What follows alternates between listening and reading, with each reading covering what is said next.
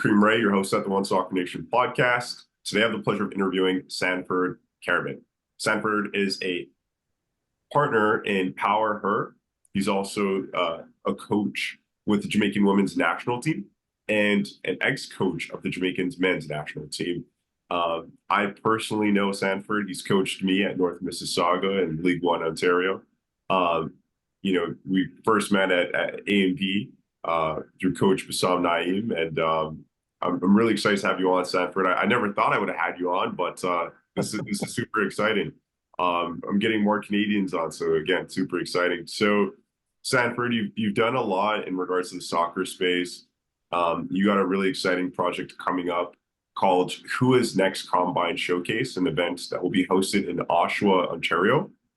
And how does this event, plan to aim to empower female soccer players aged 18 to 29? And what is this event about? Yeah, well, first of all, thanks for having me on, Kareem. I have followed your career and your podcast for the last little while, so kudos to you for doing a great job and reaching out and connecting with everyone in the soccer world. So thanks again. Yeah, I mean, I think probably where I would start is being involved in the women's game now for 8 years with Jamaica and gone through 2 World Cup cycles. We've seen a real evolution in the women's game. And I was lucky enough in the last World Cup cycle on the men to participate with their pathway through CONCACAF. And having been able to do that, comparing the 2 pathways, the women and the men at the international level, obviously, the men have started out of the gate far ahead in terms of Jamaica, but the women's program has really caught up. And what they have done in 8 years is really reflected in a lot of countries on the women's side. So the game itself has become way more professionalized, way more organized. The talent level coming through now is on a different level. If you caught the opening weekend of the NWSL and you watched any of those games, and you'd never watched NWSL before, you would say, wow, the level is really, really good now, even compared to last year. Seems like it's an exponential growth every year. And so being in this program, we always see from time to time where maybe the women's program doesn't get the same support, the same strategic development that it should. So a couple of my partners and myself got together and said, how can we do our part to, number one, empower more female players to get into the professional game? So identifying players, how do we advance talent through the pathway? How can we as a group, individuals, support the growth of the women's game?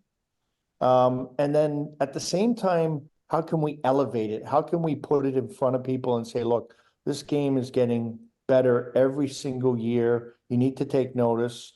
And so we just kind of put our heads together and thought, how do we do our part? And after speaking to some professional teams in the US, we realized that there's not a lot of opportunities for players outside of coming out of college and being drafted to really get noticed for pro teams.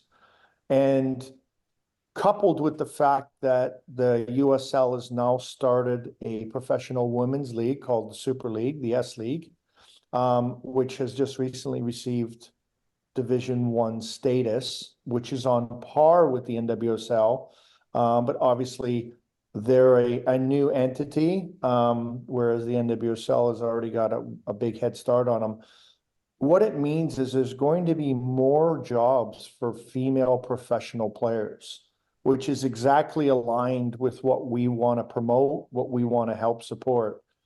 So again, we put our heads together and said, how can we help these clubs that are emerging in the USL next year?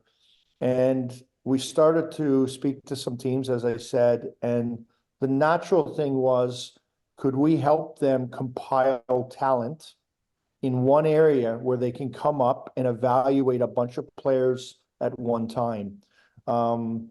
Understanding that these new teams in the Super League are in the midst of staffing up. They haven't had a lot of lead time in scouting. So we thought we could do our part in helping these teams bring a bunch of really talented Canadian players together. Obviously, we're a bit selfish. We hope that we can get more Canadian players signed to contracts, but we're also looking at doing similar things in the Caribbean to allow for players emerging from the Caribbean countries to get noticed and to get identified and potentially sign professional contracts. So this combine evolved from those discussions and that thinking. And so we're happy to be hosting our first event next month in Oshawa. That's super exciting. And, I really want to highlight, you mentioned the NWSL. They just recently announced that they're going to have a reality TV show called The Off Season. So that's going to be really cool to see the behind the scenes. And, when I watched the David Beckham documentary on Netflix, I didn't know what the MLS looked like back in like the 2010, 2007 eras. And, them playing on baseball fields, and David Beckham was there, right? So, and to see where the MLS is now. So the growth of the game is huge. There's so much growth. And now you mentioned it, it's growing on the women's side as well. And I think, a lot of the conversations I've been having, podcast wise or offline, there's a lot of attention and excitement towards the women's side of the game. From your perspective, especially on the investment side, people are really interested on the women's side of the game now, especially in North America. What is it that now is the time to invest in the women's game, especially with what you guys are doing, the opportunity to help players, especially women, get more opportunity to go pro. And you mentioned the front office side of things as well, but why is the time now? Well, I think just the product is so much better than it ever has been. The quality of players coming into the women's game is just staggering right now. And being in it for just intimately for the last 8 years, you sometimes think you're never going to get surprised by something.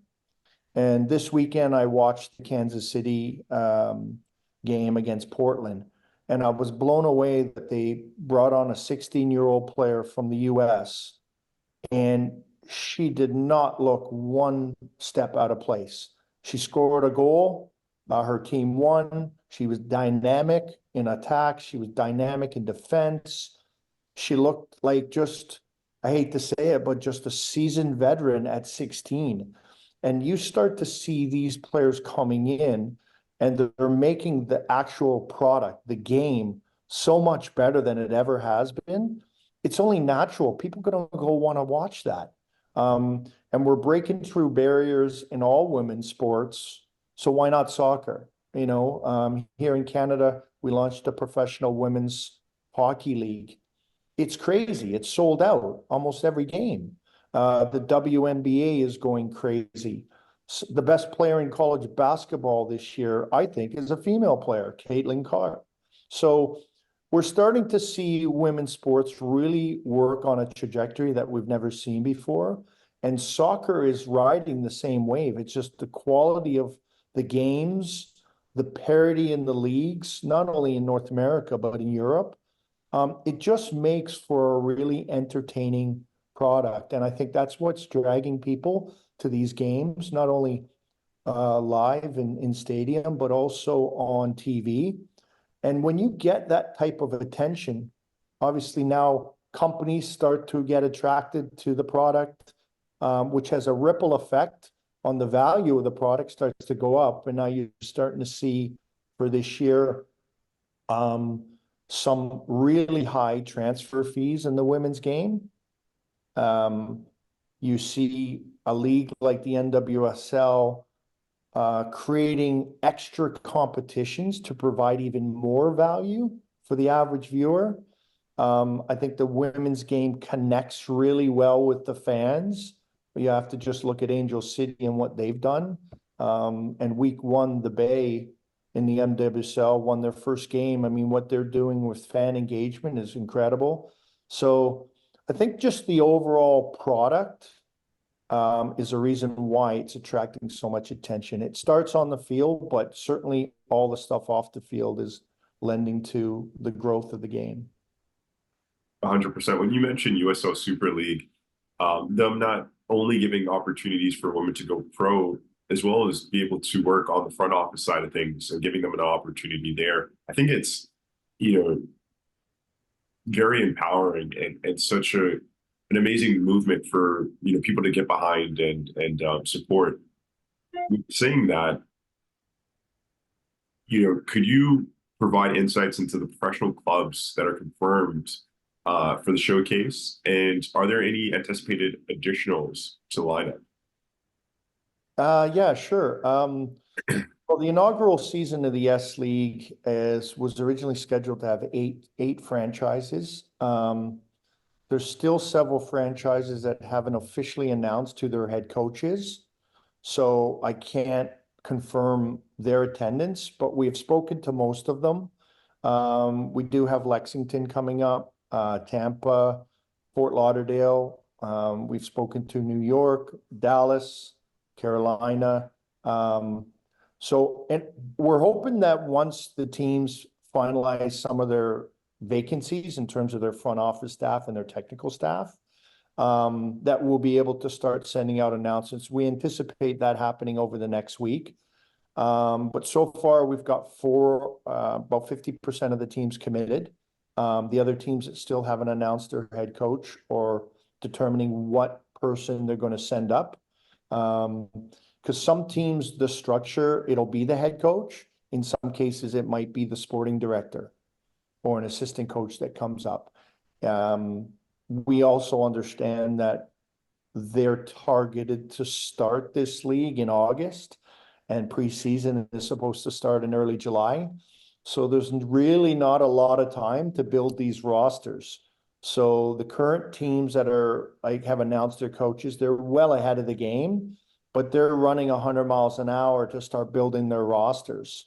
We're one stop on their scouting mission in terms of them building their roster. And we hope we put on an event in Oshawa that has really good quality players that get identified. I mean, if we're honest, we'd like to have at least one pro contract come out of this, but we think there'll be more because we know the quality that's coming in. So, yeah, that would be the update at this minute. Understood. It really sounds like there is, a lot of there's not a lot of time to prepare for the season per se. Am I right on the dot with that? And it kind of seems like there's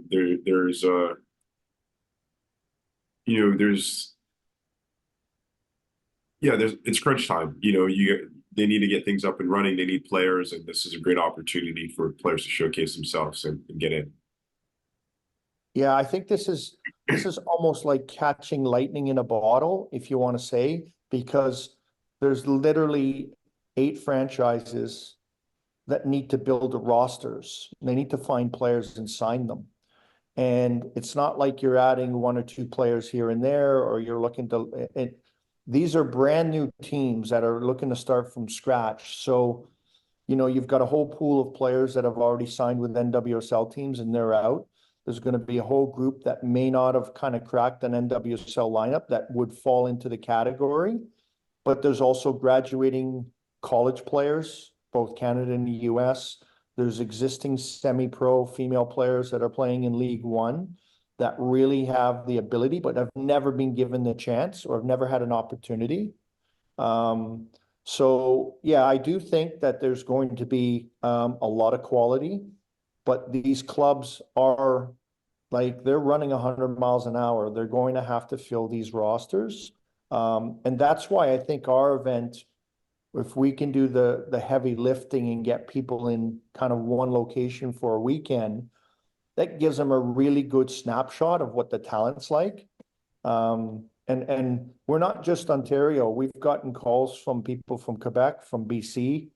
So we want this to be a Canadian event, even though we've put it together fairly quickly, but we're hoping that the teams see value in this, and they don't discount the Canadian market after this year. Obviously, we've got a new league coming in next year, which I would imagine we've actually invited some of those personnel to come to our showcase to get a really early look at some of the talent.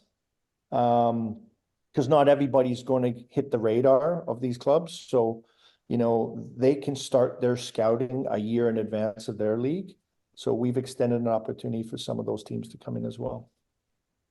That's amazing. I love what you're doing, and it's pretty similar to what we're working towards. I think there's a lot of synergy that we could speak about later. And this is exciting. There isn't anything out there like this in Canada yet. You guys are kind of like the first market to do this, right? Well, we're the first to focus 100% on the female game. So we're not focused on the college game. We're not representing players. We are just a conduit to bring players and clubs together for the purpose of identifying talent. Should a team be interested in a player, that player then would engage with the team to determine, what contract they would like to sign, or they would refer to a third party, whether they have an agent or not.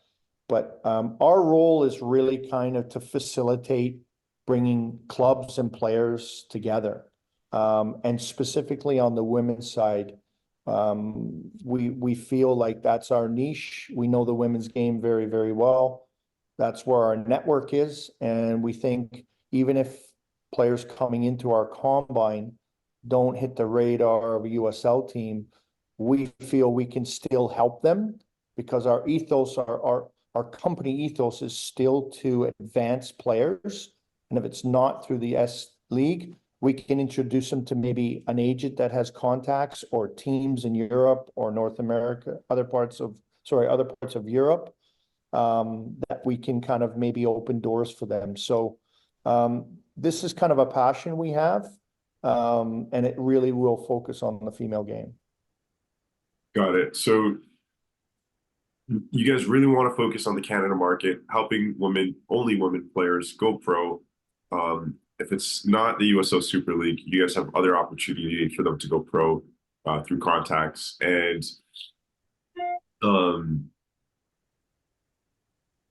with saying that, I really want to kind of like tie back to your roots in regards to like why you're so passionate about helping women. You obviously have had experience with the Jamaican women's national team, but what other experiences can you share with our viewers and listeners in regards to like why you want to help grow the women's side of the game specifically? Yeah, good question. I mean, back in 2002, I became an actual FIFA licensed agent. I think I was the 5th agent licensed in Canada at the time. And at that time, it was really just the men's game. And there wasn't a lot of professionalism in North America for the men's game. There was the MLS, but that was pretty much it, and a bit of the USL. So I worked a lot in the men's game in the early years when I was representing players. And my ethos back then was to provide a support for young Canadian players to get a start in Europe. Not necessarily represent them when they're big time in Europe, but to give them the start. So I kind of built my agency at the time around a series of pillars. And one of them was to identify young players and provide direction and guidance and help them sign with clubs. I briefly got into the women's game. I was asked about 2000, and just before the London Olympics, and dealing with a couple players and a couple teams. And I realized the professionalism in the women's game at the time was not there. There was no solidarity in contracts. clubs could get rid of players with the snap of their fingers. Some of the players weren't taking the professionalism seriously enough. So I kind of stepped away from that. And then back in 2015, 16, I started to see a little bit more professionalism coming into the game, not only from the players' perspective, but from clubs, from agents, from leagues. And it's just kind of evolved from there. And I feel like where I am now is where I was almost 20 years ago on the men's side, where I want to give every ounce of energy to try to get more Canadian players, and not just Canadian, but just female players in general, whether they're from the Caribbean, which we deal with a lot, different parts of South America, Brazil, Colombia, Chile, all those places. Wherever there's players that need help to get a foot in the door, that's really kind of where we've evolved. So I've kind of come full circle over 20 years from working with the men and getting young players into professional contracts to now focused on getting young females or female players into professional contracts. That's amazing. I really, admire and appreciate your work. It's something daily that I work towards studying, learning, and networking from learning from other people like yourself. With saying that, I really want to highlight. Actually, I really want to share this with you, Sanford. I've been doing podcasting for 4 years, since 2020 to 2024, and I would say Wow, really good. I would say for the last 6 months, I've been hearing so much hearing and having so much conversation in regards to the women's game. So I was just thinking about that just naturally, like it's really growing. And again, for the last 4 years, it's been really about the men's game for me, right? So, but to have the women's game be talked about and hearing a lot more, I could really understand where it's going, especially with the investment side of it, right? It's kind of getting in at the beginning grounds per se. And especially the opportunity in North America is so attractive. It's not like anything anywhere else around the world. But I really want to highlight, I'm going off here, but I really want to highlight Michaela and Malike. Shout out to them. I don't know if you see this on LinkedIn yet or not, but so I've had both of them on the podcast, and they're actually are going to be our co-host. So we changed the logo to pink. I don't know if I mentioned that to you. That's awesome. That's awesome. But you've also coached them. They've been with us with Jamaica on and off over the last few years. We've had several Canadians in the Jamaican team. Obviously, the way the world works, if you don't get selected for your home country, you maybe can try for another one. And kudos to those two. They've come in, they've been really good, terrific, ambassadors for the game, fit in really well, even though they're not native Jamaicans, they do fit in really, really well.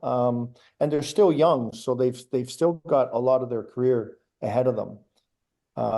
We've had Tiffany Cameron, who's kind of on the backside of her career, who's Canadian, has been playing in Europe for quite a few years now. Was at the recent World Cup with us, and played terrifically. So, it's great to see young girls like that. So there is history of Canadian players, that don't necessarily make our national team, which is, ranked 9th in the world now. I've coached against them twice in the last 3 years and never beat them, but you can see that they're now bringing in a lot of young talent too. The likes of Olivia Smith is going to set the Canadian fans on fire because she's a super, super talent. But, it's really good to see some of these other girls getting opportunities too. If the door closes with one national team, they can open it up with another. Got it. Yeah. I know that was a bit off topic, but just really wanted to highlight. That's good. Glad you brought it up. Yeah. Coming back to the event here, where can players find out more information about this trial?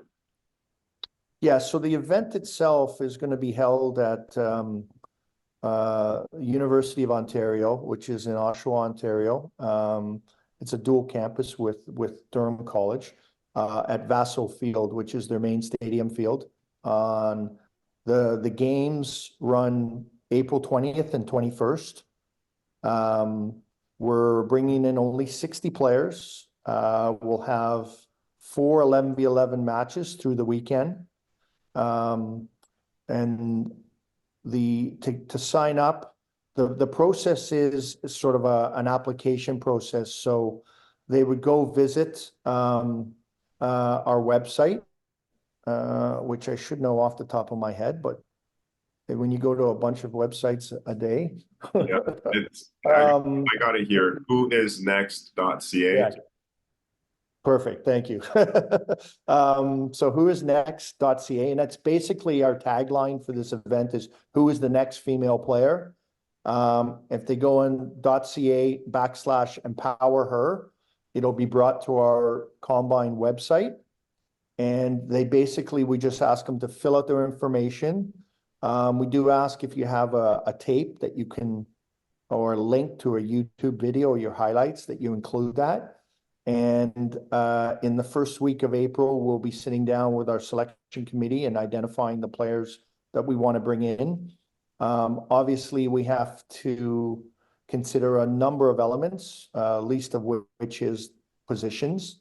You know, we have to make sure that we've got balance in the positions. But yeah, they can go to that website. It lists out all the information, the timeline, and the details to apply to be considered for this. Amazing. And how many players will you guys be selecting for the showcase? We've set it up to cap out at 60. So we'll have 4 teams of 15. Each team will have at least 1 goalkeeper, maybe 2.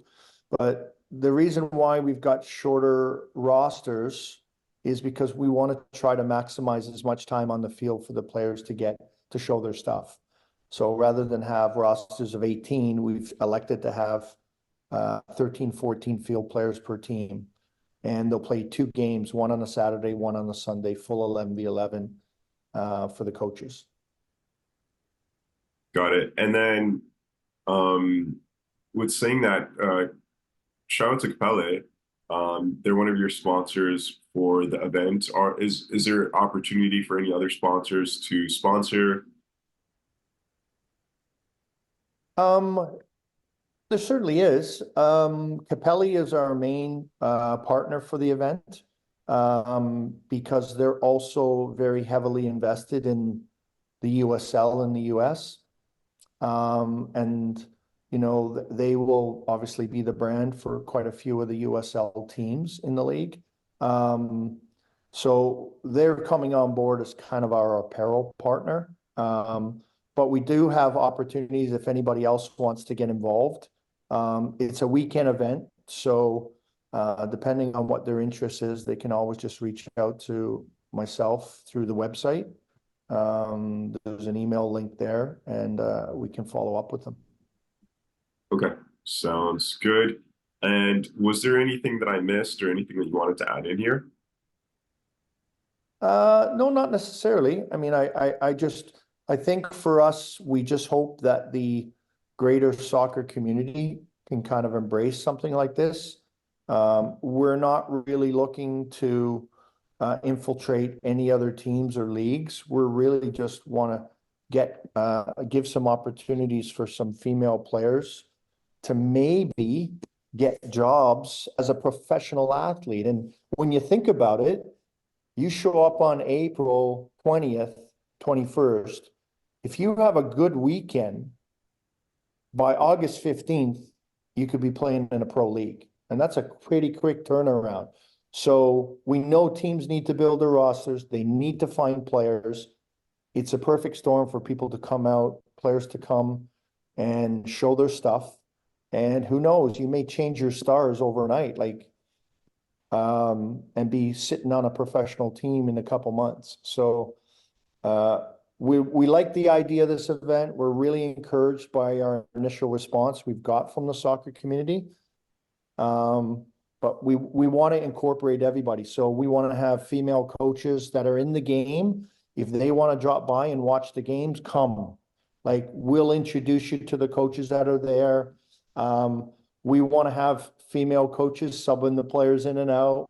We're really keen on having female refs do the game. So it's going to be a big female event where we're basically empowering every element of the game.